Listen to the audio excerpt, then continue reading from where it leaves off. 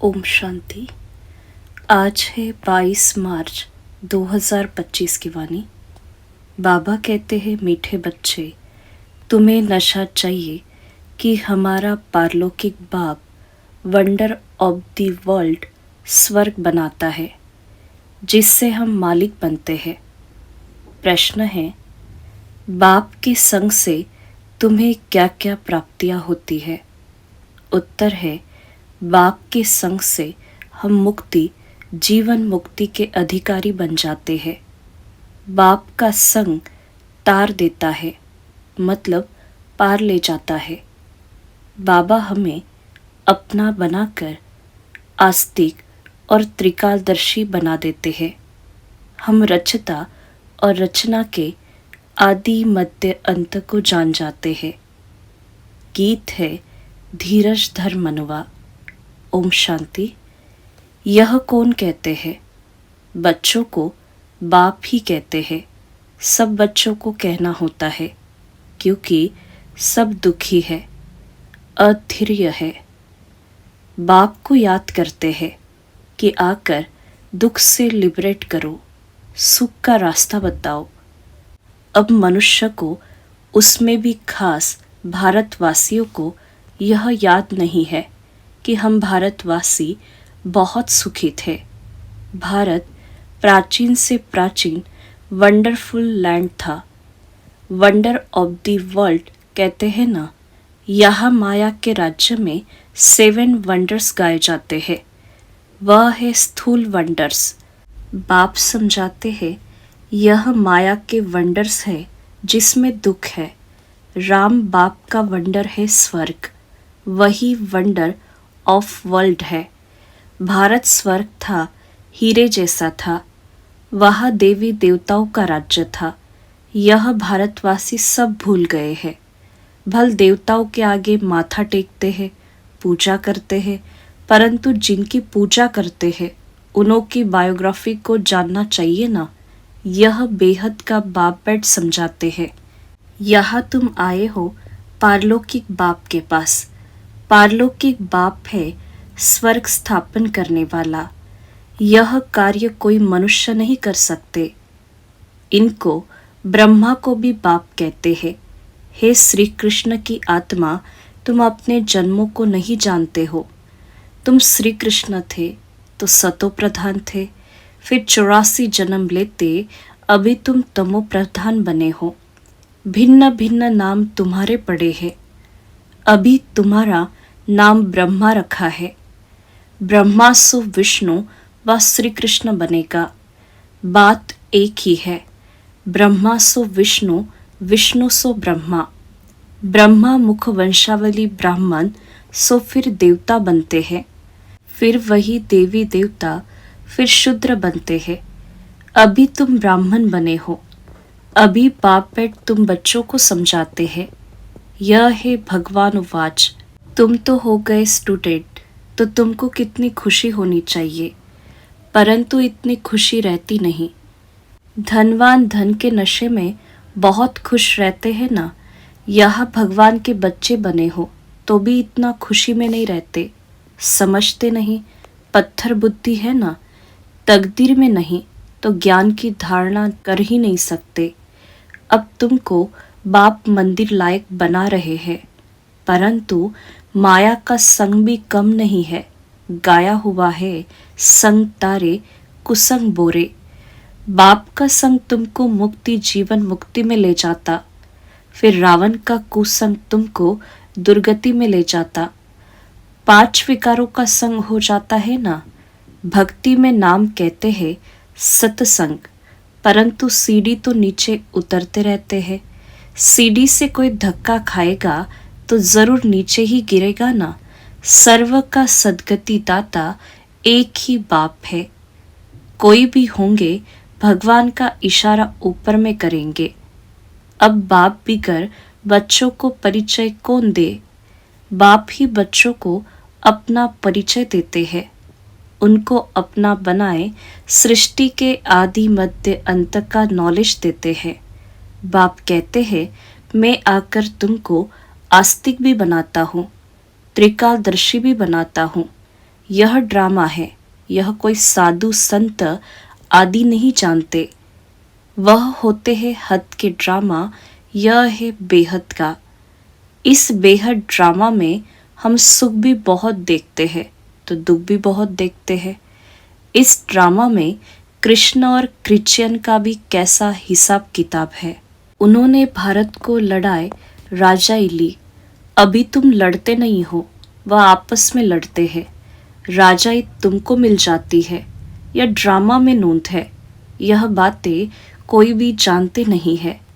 ज्ञान देने वाला, ज्ञान का सागर एक ही बाप है जो सर्व की सद्गति करते हैं। भारत में देवी देवताओं का राज्य था तो सद्गति थी, बाकी सब आत्माएं मुक्ति धाम में थी। भारत सोने का था, तुम ही राज्य करते थे। सतयुग में सूर्यवंशी राज्य था। अभी तुम सत्यनारायण की कथा सुनते हो। नर से नारायण बनने की यह कथा है। यह भी बड़े अक्षरों में लिख दो। सच्ची गीता से भारत सचखंड वर्थ पाउंड बनता है। बाप आकर सच्ची गीता सुनाते हैं, सहज राजयोग सिखलाते हैं तो वर्थ पाउंड बन जाते। बाबा टोटके तो बहुत समझाते हैं, परंतु बच्चे देह अभिमान के कारण भूल जाते हैं। देह अभिमानी बने तो धारणा भी हो, देह अभिमान के कारण धारणा होती नहीं। बाप समझाते हैं, मैं थोड़ी ही कहता हूँ कि मैं सर्वव्यापी हूँ, मुझे तो कहते भी हो तुम मात पिता, तो इसका अर्थ क्या है? तुम्हारी कृपा से सुख घनेरे, अभी तो दुख है। यह गायन किस समय का है, यह भी समझते नहीं है। जैसे पंछी चू चू करते रहते हैं, अर्थ कुछ नहीं, वैसे यह भी चू चू करते रहते, अर्थ कुछ भी नहीं। बाप बैठ समझाते हैं यह सब है अनराइटियस। किसने अनराइटियस बनाया है? रावण ने।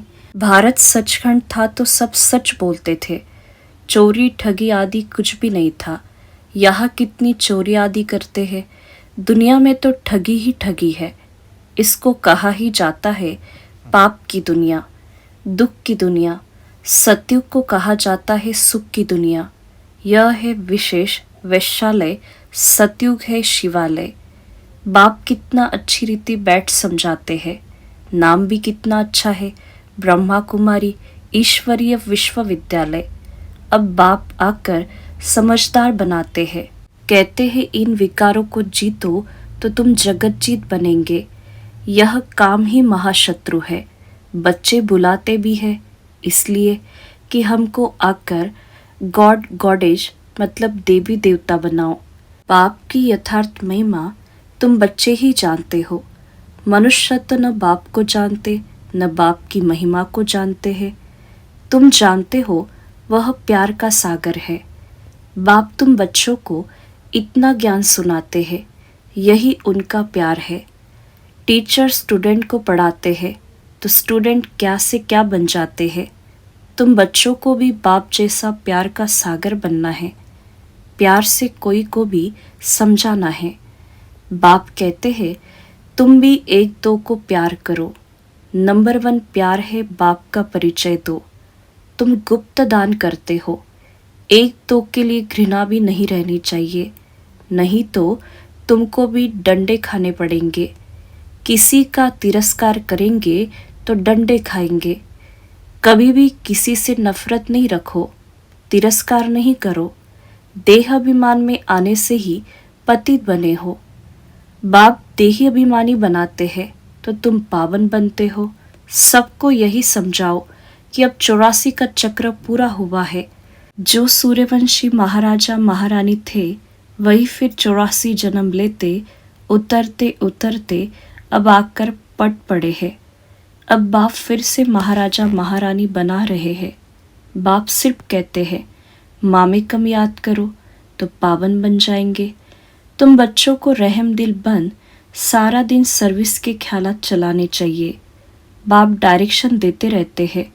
मीठे बच्चे रहम दिल बन, जो बेचारी दुखी आत्माएं हैं उन दुखी आत्माओं को सुखी बनाओ। उन्हें पत्र लिखना चाहिए बहुत शॉर्ट में। बाप कहते हैं मुझे याद करो और वर्षे को याद करो। एक शिव बाबा की ही महिमा है। मनुष्य को बाप की महिमा का भी पता नहीं। हिंदी में भी चिट्ठी लिख सकते हो। सर्विस करने का भी बच्चों को हौसला चाहिए। बहुत है जो आपघात करने बैठ जाते हैं, उन्हें भी तुम समझा सकते हो कि जीवघात महापाप है। अभी तुम बच्चों को श्रीमत देने वाला है शिव बाबा, वह है श्री श्री शिव बाबा। तुमको बनाते हैं श्री लक्ष्मी श्री नारायण। श्री श्री तो वह एक ही है, वह कभी चक्र में आते नहीं है। बाकी तुमको श्री का टाइटल मिलता है। आजकल तो सबको श्री का टाइटल देते रहते हैं। कहा वह निर्विकारी, कहा यह विकारी। रात दिन का फर्क है। बाप रोज समझाते रहते हैं, एक तो देही अभिमानी बनो और सबको पैगाम पहुंचाओ।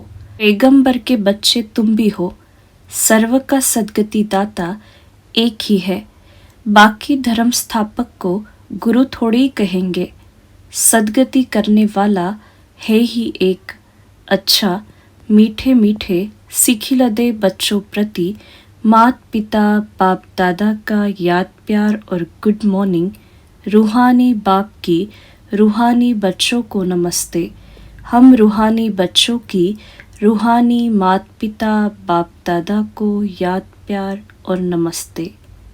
धारणा के लिए मुख्य सार है। पहली पॉइंट, किसी से भी घृणा व नफरत नहीं करनी है। रहम दिल बन दुखी आत्माओं को सुखी बनाने की सेवा करनी है। बाप समान मास्टर प्यार का सागर बनना है। दूसरी पॉइंट, भगवान के हम बच्चे हैं, इसी नशे व खुशी में रहना है। कभी भी माया के उल्टे संग में नहीं जाना है। देही अभिमानी बनकर ज्ञान की धारणा करनी है। वरदान है, बाप समान वरदानी बन हर एक के दिल को आराम देने वाले मास्टर दिलाराम भव।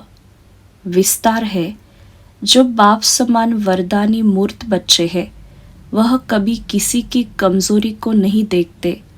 वह सबके ऊपर रहमदिल होते हैं।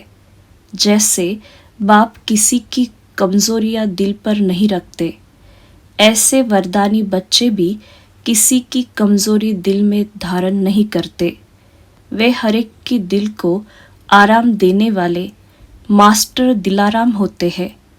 इसलिए साथी हो या प्रजा, सभी उनका गुणगान करते हैं। सभी के अंदर से यही आशीर्वाद निकलती है कि यह हमारे सदा स्नेही सहयोगी है। स्लोगन है, संगम युग पर श्रेष्ठ आत्मा वह है जो सदा बेफिक्र बादशाह है। मातेश्वरी जी के अनमोल महावाक्य। ज्ञानी तू आत्मा बच्चों की भूल होने से 100 गुना दंड। इस अविनाशी ज्ञान यज्ञ में आए साक्षात परमात्मा का हाथ लेकर फिर कारने अकारने अगर उनसे विक्रम हो जाता है तो उसकी सजा बहुत भारी है। जैसे ज्ञान लेने से उनको 100 गुना फायदा है, वैसे ज्ञान लेते कोई भूल हो जाती है तो फिर 100 गुना दंड भी है। इसलिए बहुत खबरदारी रखनी है। भूल करते रहेंगे तो कमज़ोर पड़ते रहेंगे। इसलिए छोटी बड़ी भूल को पकड़ते रहो। आइंदे के लिए मतलब आगे के लिए परीक्षण कर चलते चलो। देखो, जैसे समझदार बड़ा आदमी बुरा काम करता है तो उनके लिए बड़ी सज़ा है, और जो नीचे गिरा हुआ आदमी है कुछ बुरा काम करता है तो उनके लिए इतनी सज़ा नहीं है। अब तुम भी परमात्मा के बच्चे कहलाते हो तो इतने ही तुमको दैवी गुण धारण करने हैं। सच्चे बाप के पास आते हो तो सच्चा होकर रहना है। लोग कहते हैं परमात्मा जानी जाननहार है। अब जानी जाननहार का अर्थ यह नहीं है कि सबके दिलों को जानता है, परंतु सृष्टि रचना के आदि मध्य अंत को जानने वाला है। बाकी ऐसे नहीं परमात्मा रचता, पालन करता और संहार करता है।